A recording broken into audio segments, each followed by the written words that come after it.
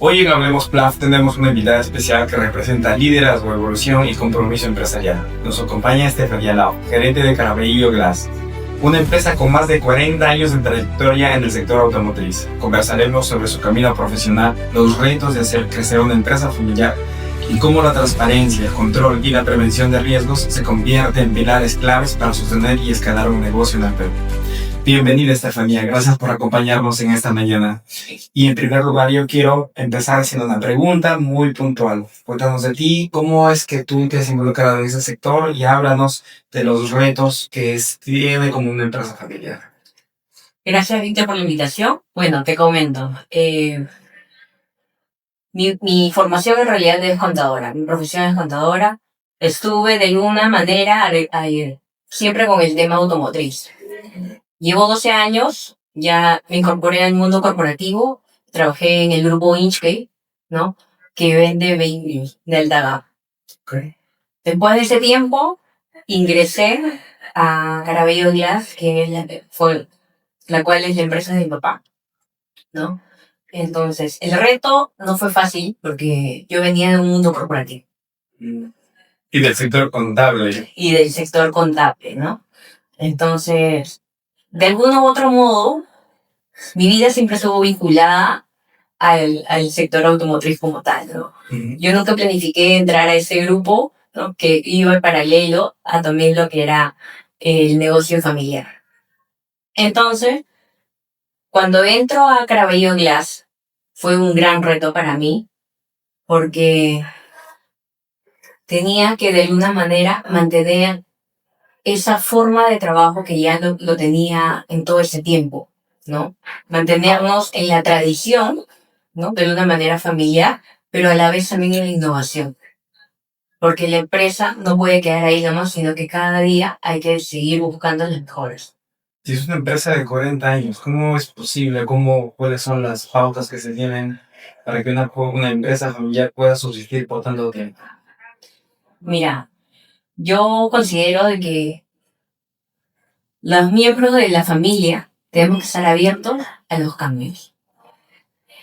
Es un poco complicado, no es sencillo estar en un negocio familiar, pero hay retos que te dan vida también para que tú puedas continuar, ¿no? Entonces, de manera conjunta, buena comunicación, transparencia en todos los procesos, ¿no? Y las proyecciones que queremos dar para un futuro es plasmarlas en una mesa, sentarnos como familia y decir, ok, ¿a dónde queremos llegar? Porque sabemos que por estadística, cuando ya está en la tercera generación, la empresa cae, la empresa muere, ¿no?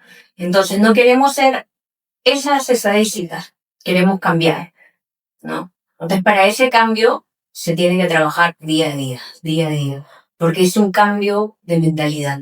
Claro. Y esa es la parte más complicada del ser humano para poder, digamos, desarrollar pues control. Porque implica salir de una zona de confort. Exacto. ¿No? O sea, estás acostumbrado a algo y adaptarte a un nuevo cambio, que puede ser un gran reto, pero también una gran oportunidad para poder permanecer en el mercado y escalar. Y en ese sentido, ¿cuáles son las claves para que una empresa familiar pueda subsistir? ¿O cuáles son los principales retos que se tienen desde tu perspectiva, desde la empresa que tú formas parte? Si una empresa familiar tendría que saber cuáles son los principales retos que tienen que afrontar, ¿cuáles desde lo que tú conoces podrías compartir? En bajo a mi experiencia, considero de que de alguna manera hay que tener un poco de cabeza fría. Porque la familia es muy sentimental. Entonces, de alguna u otra manera tenemos que posicionar y decir, ok, eso es lo que se viene, ¿no? Basarnos, digamos que en números y no en emociones de que, oye, no, ¿por qué haces esto o por qué el otro? Sino, miren, si nosotros ejecutamos tal decisión, esas son las consecuencias, sean positivas o negativas. Entonces, uno de los desafíos que considero como empresa familiar es que podamos siempre, de alguna manera un poco complicado quizás, separar la familia y los negocios. Creo que eso es uno de los retos más difíciles, ¿no? Que afrontar, porque una cosa es contratar con un tercero, Así es. ¿no? Que no cumple con los parámetros de la empresa, no cumple con las expectativas, y otro es con un familiar, que de pronto desvincularlo o cambiarle de funciones no necesariamente es lo más fácil, porque lo vas a tener siempre, es parte de tu familia, y cómo se maneja ese tipo de situaciones, ¿no? Pensar con la mente fría y decisiones firmes que puedan permitir avanzar. Me imagino que ese es uno de los retos, una de las complicaciones más frecuentes que has sabido afrontar tu empresa y que me hacen pensar también en ver cómo es que tu empresa desde sus inicios, cómo es que ha sido su evolución en el tiempo. Compártenos esa experiencia. Mira, te comento. La empresa, este año ya cumplió 44 años. Ujú. Mis padres antes de casarse ya estaban desarrollando el tema de la empresa, ¿no? Entonces, hace 44 años no teníamos las facilidades que tenemos hoy. Sin embargo, desde su conocimiento, ellos de alguna u otra manera iniciaron el negocio en base a referencias, en base a, oye, voy a buscarlo al chino porque él hace un buen trabajo, ¿no?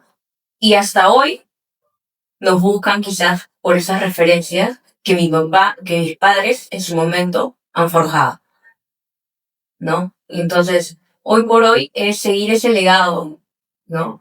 Manteniendo de alguna u otra manera la calidad que se comenzó a dar desde sus inicios, ¿no? Entonces, obviamente, basándole un poco de transformación e innovación, pero de alguna manera siempre mantener esa cercanía al cliente y la transparencia, ¿no? Eso es lo que, de alguna u otra manera, la empresa ha ido forjando en todos esos años.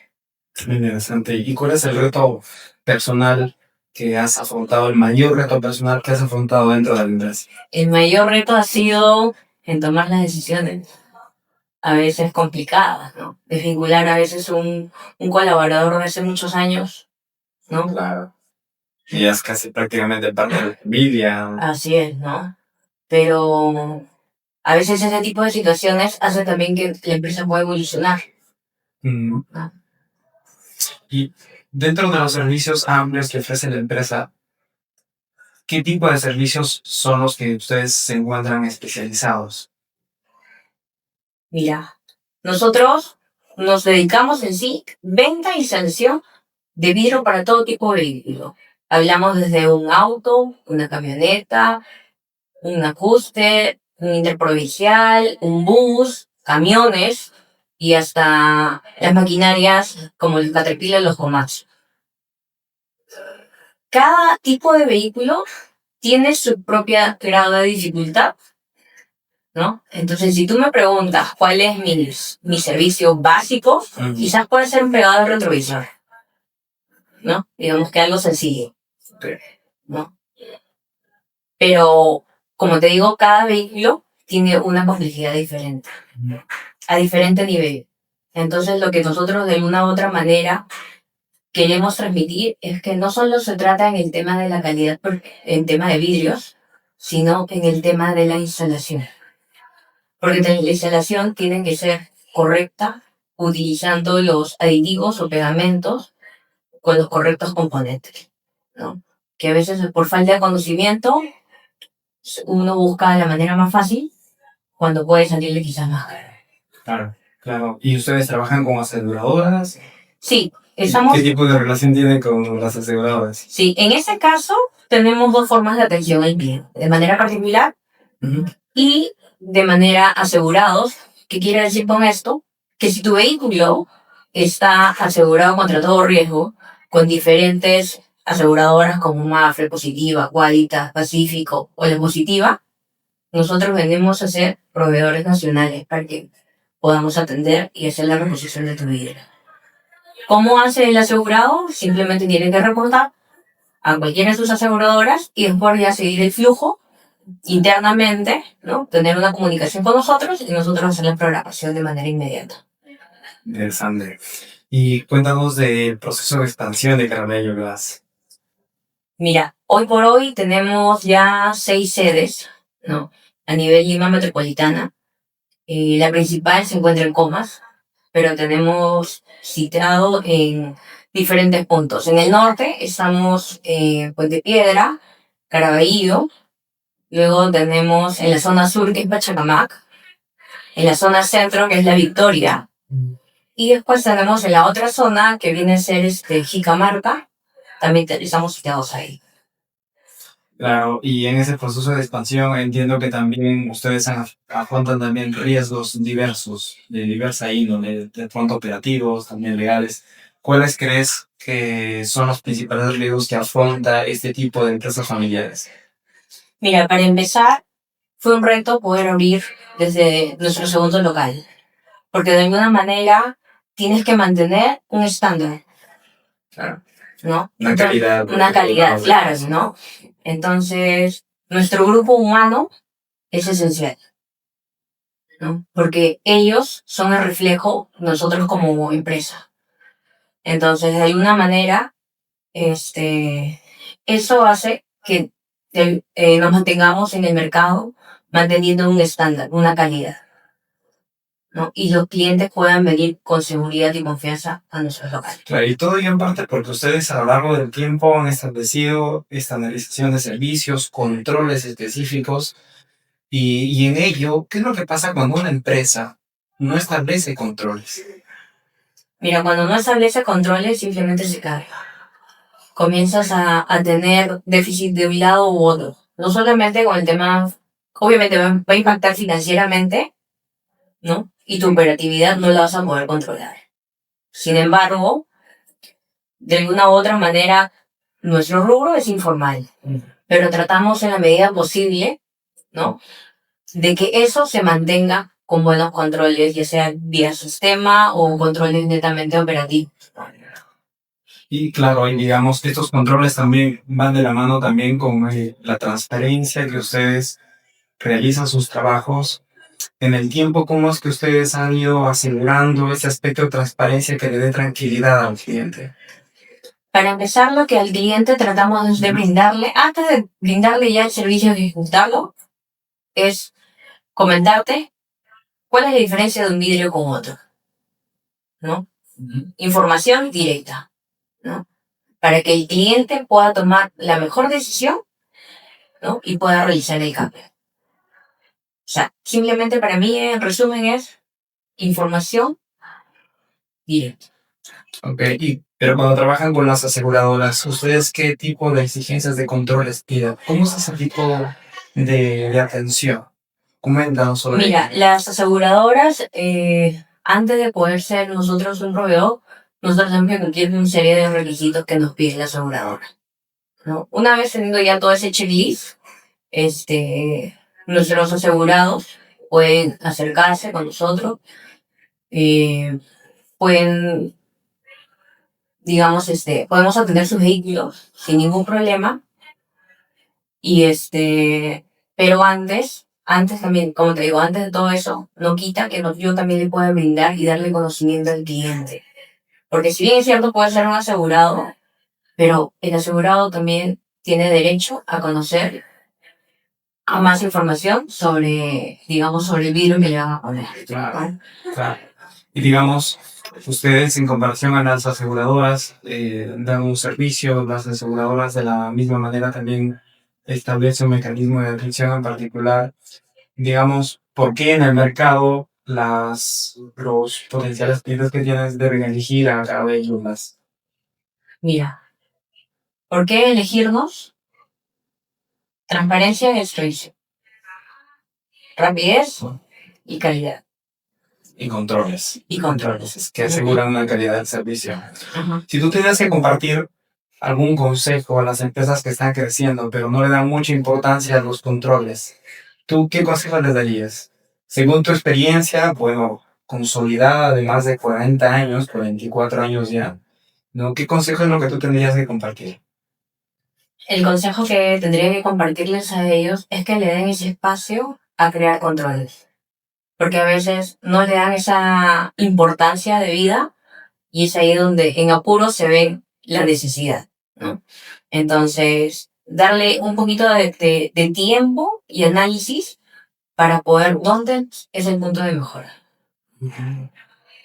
Y cómo, en esos controles a mí me surge ahora una duda. ¿Cómo ustedes manejan el hecho de que, bueno, tienen todo tipo de clientes? Todo tipo de clientes, ¿no? De diferente poder adquisitivo y de pronto algunos son informales o de pronto también, por ejemplo, tú sabes de que existen en el Perú, no sé, autos robados, venta de autopartes y quieren hacer cosas con los bienes. ¿Cómo ustedes manejan ese tipo de riesgos ante ese tipo de clientes informales que no quieren dar información? ¿Los atienden a todos? ¿Establecen algún tipo de medida de cuidado, de prevención? Mira, en el tema de asegurados como tal, ellos sí o sí nos tienen que presentar lo que es la tarjeta de propiedad y documento de identidad, ¿no? En el tema de particulares, pues quizás se torna un poco complicado, ¿no? Claro. Pero en ese caso, al momento que nosotros le emitimos el comprobante, Tiene que llenar un formulario de identificación. no tanto así, quizás Ya. porque podemos solamente tener quizás un margen de venta, no sé, de 20 soles. ¿No? Ok. No, o sea, no hablamos de cantidades como tal, quizás como para Va. hacer un registro como tal, ¿no? Pero en nuestro rubro, quizás ese tipo de información no es necesaria como tal, pero sí es importante a veces identificar ciertos riesgos, ¿no? Porque a nosotros nos pueden llegar vehículos que, por ejemplo, han tenido un accidente, pero qué tipo de accidente también, Claro, ¿no? claro. Entonces, sí, hay que igual identificarlo, ¿no? Y de alguna manera, solamente en algunos casos quizás informar, ¿no? Informar a, digamos, a ciertas autoridades donde solamente como información, ¿no? Porque de ahí no podemos entrar más a detalle. Claro, por supuesto, por supuesto. Ahora, ¿cómo podemos contactarlos? ¿Cuáles son sus puntos de comunicación para que las personas que estén interesadas en tus servicios especializados los puedan conocer? Bien, tenemos varios medios en realidad. Tenemos la página web que es carabelloglasses.com. Tenemos también las redes sociales en Facebook e Instagram, que es también Carabello Glass, ¿no? Y también tenemos un celular de WhatsApp para que nos puedan contactar, es el 981-039-491. Esos son los medios. Excelente, Estefanía. Te agradezco mucho que nos hayas acompañado. Has dado tips muy interesantes con respecto de la importancia de los controles, la forma como se deben manejar las empresas familiares y cuando hemos conocido más de tu especialidad y de lo que tú haces y los retos que has afrontado a lo largo de tu paso en tu empresa familiar. Muchas gracias por habernos acompañado y estamos contentos de compartir este tipo de espacio y contenido con nuestra comunidad. A Gracias. ti, gracias, Víctor.